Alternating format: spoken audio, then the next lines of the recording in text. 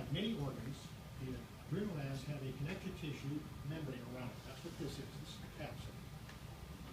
And again, you see it around a lot of things. Lymph nodes, thymus, spleen, so on. Kidneys. Supports and protects the organ. So this is the capsule. That's why it's connective tissue membrane. This region here is part of the cortex. Adrenal cortex. All of this is cortex.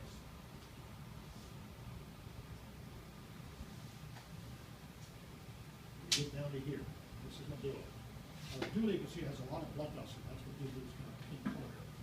Blood cell. Let's look at the medulla first. Now we're going back into the cortex here. So there's cortex up here. This region here is medulla. Lots of blood vessels, you can see. All the blood cells, some of them. And they produce probably the best known hormones associated with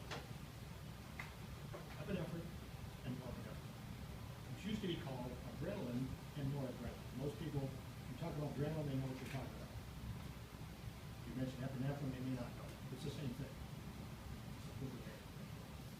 Epinephrine and norepinephrine are chemically very similar in structure, and also their actions or functions are basically much the same. These are produced by cells in the medulla called chromatin cells. That's on your handout there, toward the bottom of the page, toward the middle of the page. Epinephrine and norepinephrine, you can see, they produce effects similar to stimulation by the sympathetic division of the autonomic nervous system. Because in fact, norepinephrine is a neurotransmitter released by the cells that stimulate the organs in the sympathetic division of the autonomic nervous system. The so-called postganglionic or postsynaptic part. So what do? They increase the heart rate, they increase your metabolic rate, increase the blood pressure by stimulating vasoconstriction. A lot of the same effects we would see with sympathetic stimulation. Okay, so again, they increase the heart rate, they increase the metabolic rate, they increase blood pressure by stimulating vasoconstriction of the smooth muscle and the muscle walls. Both epinephrine and norepinephrine.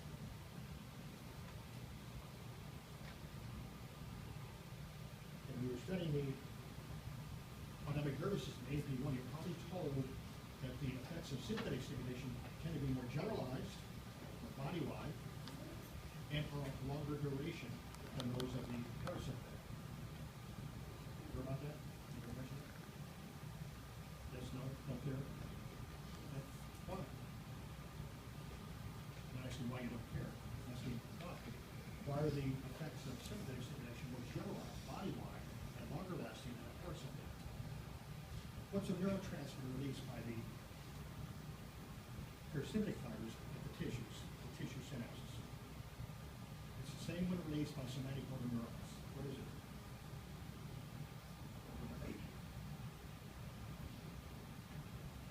Acetylcholine.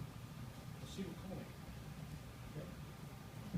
Acetylcholine is released by somatic motor neurons, fused across the synaptic cleft. This is the gap between the motor neuron and a muscle cell, picked up by receptors in the muscle cell membrane, and it stimulates the muscle cell as soon as it has ATP to contract.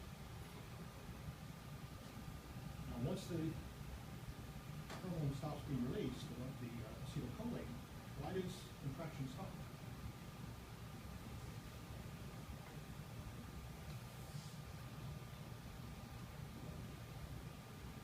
Because there's an enzyme produced by those cells that break down the acetylcholine. It's called acetylcholinesterase. So it stops the effect of acetylcholine. We don't have that for epinephrine. And we just saw that epinephrine is not released by the tissue synapses of the sympathetic division of the nervous system to stimulate tissues, but also here by the chromatin cells directly in the blood, circulates all the way around the body. So a much more generalized body-wide effect versus the parasympathetic to only release their synapse.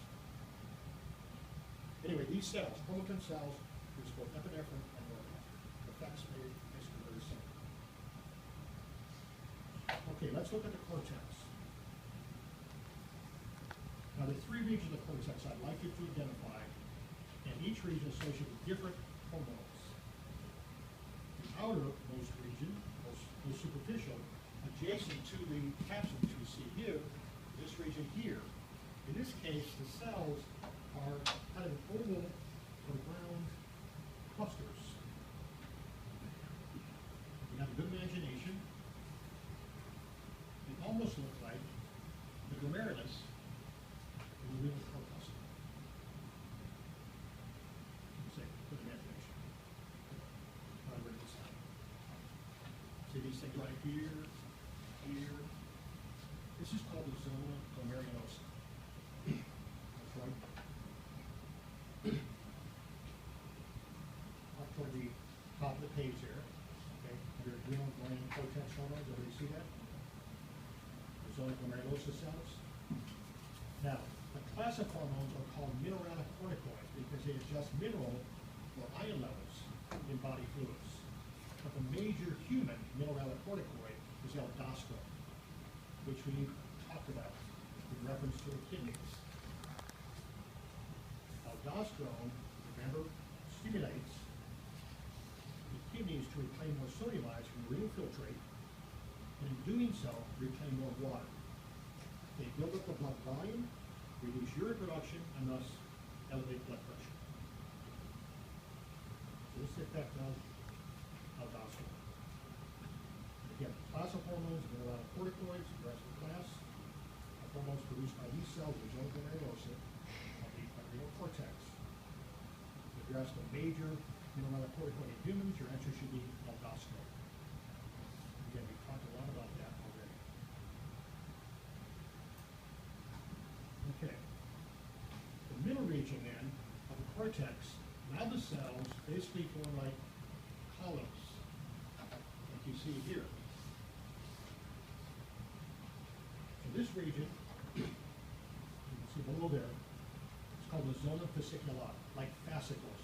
When you're studying muscle, remember, muscle cells are often in bundles called fascicles. But here we have cells basically in bundles or fascicles, roughly parallel one another.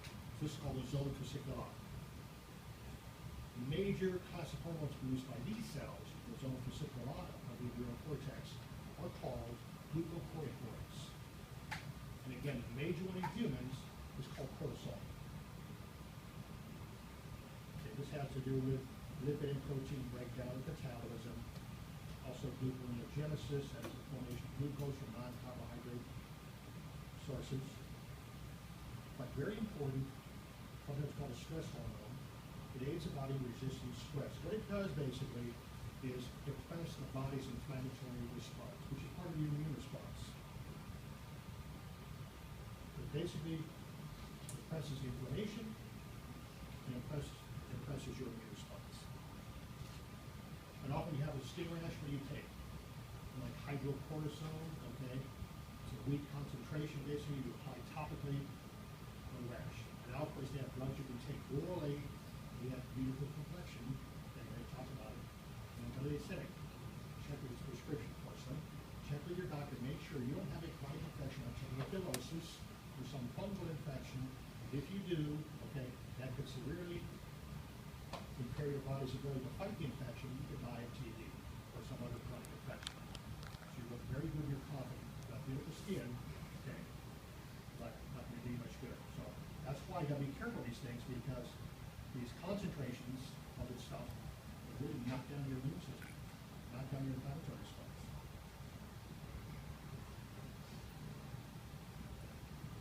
And again, this is cortisol. And this is one of the glucocorticoids. Glucocorticoid, again, is a class of hormones. Cortisol is a major human glucocorticoid produced by these cells, the zona fasciculata. All right, the inner region. Now the cells kind of break up into a reticulum, or a network. And this is called the zona reticularis. And these cells produce androgens, which are male sex hormones in both sexes, by the way, and also small amounts of estrogens, which are female sex hormones. It's produced in both sexes. The females, the androgens, basically aid in libido, we call sex drive. when a woman goes through menopause, their ovaries not only shut down egg production, but also sex hormone production. The body will convert these androgens produced by the zona reticularis cells of the adrenal cortex into male sex hormones. The male sex hormones, androgens, into estrogens. Basically bring up the hormone level a little bit, but not as much as was produced by the ovaries. That's why the woman often goes through, she's going through menopause, she has these hot flashes, night sweats, and often violent mood swings. Because basically what the body is doing is coming off a drug. It's a drug withdrawal. The body's been used to high levels of estrogens, and suddenly it's gone. It's like trying to quit smoking. You know how easy that is. Your body wants the nicotine. Suddenly you're requiring it. And you pay for it. That's the same thing here. Your body's used to high levels of estrogen, and then suddenly the levels fall off dramatically. And now you have these severe symptoms as a result. The hot flashes, mood swings, night sweats, etc. Now they used to put women on hormone replacement therapy. That's dangerous because too much can stimulate certain types